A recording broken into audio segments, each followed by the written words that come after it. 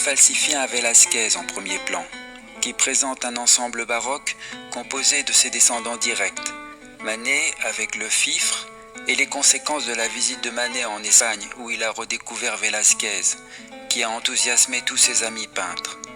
Quand vous regardez le fifre dans le tableau original de Manet, vous remarquez le traitement à la Velázquez. D'un côté, la touche très... La leçon d'anatomie en 2012 est inspirée par une actualité particulièrement sanglante dont les coupures de presse transférées sur le tableau réactivent la mémoire.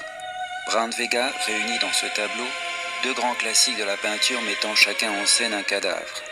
D'une part, la leçon d'anatomie de Rembrandt, qu'il a déjà utilisée à de multiples reprises, mais en particulier dans son tableau La leçon à la campagne de 1984.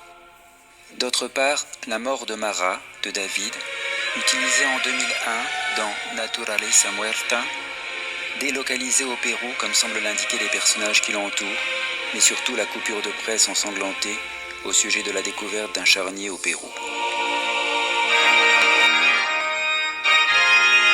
Dans ce tableau intitulé « Laissez venir à moi les petits-enfants », Brand Vega traite d'un sujet grave et parle ainsi de son tableau.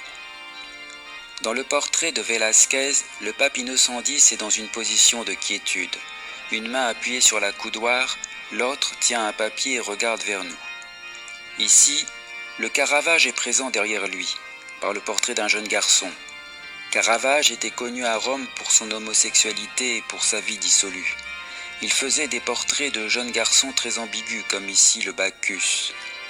Il y a un rapport avec ce qui se passe dans les écoles religieuses entre les jeunes garçons et certains représentants de l'Église.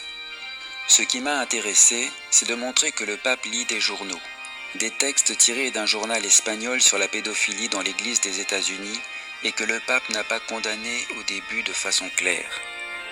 Dans mon tableau, il y a un petit garçon devant Innocent X et, derrière lui, un autre garçon moins jeune qui a dénoncé la pédophilie. C'est une réflexion sur un problème grave, mais avec une charge d'ironie. Pour parler de choses graves, l'ironie est bien plus forte.